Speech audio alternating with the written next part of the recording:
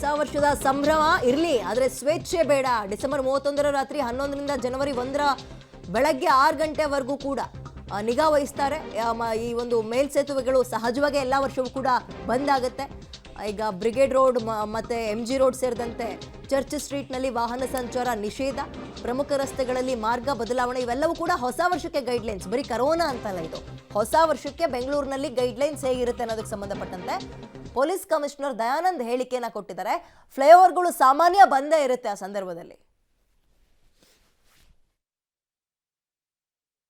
Mind the previous years as stampede-like situation on MG Road, Brigade Road Junction Metro ಏನಿತ್ತು, ಅಲ್ಲಿ ಬಹಳ ಜನದಟ್ಟಣೆ ಉಂಟಾಗಿ ಒಂದು ರೀತಿಯಲ್ಲಿ ನೂಕು ತಲ್ಲಾಟ ಉಂಟಾಗ್ತಾ ಇತ್ತು. 12 ಗಂಟೆ ನಂತರ ಮೆಟ್ರೋ ಸ್ಟೇಷನ್ಗೆ ಎಲ್ಲರೂ ಕೂಡ ಹೋಗಲಿಕ್ಕೆ ಪ್ರಯತ್ನ ಮಾಡಿದ್ರಿಂದ ಅದಕ್ಕೋಸ್ಕರ ಈ ಸಲ ಈ ರಾತ್ರಿ 11 ಗಂಟೆಯ ನಂತರದಲ್ಲಿ ಈ MG road, brigade road metro ಜಂಕ್ಷನನ್ನು ನಾವು ಕ್ಲೋಸ್ ಮಾಡ್ತಾ ಇದ್ದೇವೆ. ಅಂದರೆ ಯಾರು ಕೂಡ ಅಲ್ಲಿ ಒಳಗಡೆ ಹೋಗಲಿಕ್ಕೆ ಅವಕಾಶ ಇಲ್ಲ.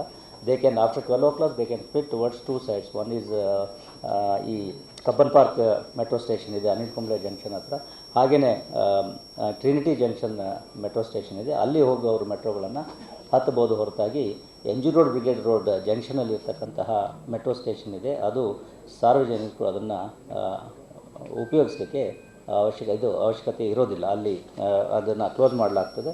ಅಂದರೆ ಯಾರು ಅಲ್ಲಿ ಇಳಿತಾರೆ ಅವರು ಇಳಿಬೋದು, ಬಟ್ ಯಾರು ಅಲ್ಲಿಂದ ಹತ್ತಲಿಕ್ಕೆ ಅಲೈಟಿಂಗ್ ಪಾಯಿಂಟನ್ನು ಅಲ್ಲಿ ಅನುವು ಮಾಡಿಕೊಡ್ತಾರೆ. ಇದ್ರ ಬಗ್ಗೆ ನಾವು ಮೆಟ್ರೋ ಅಧಿಕಾರಿಗಳು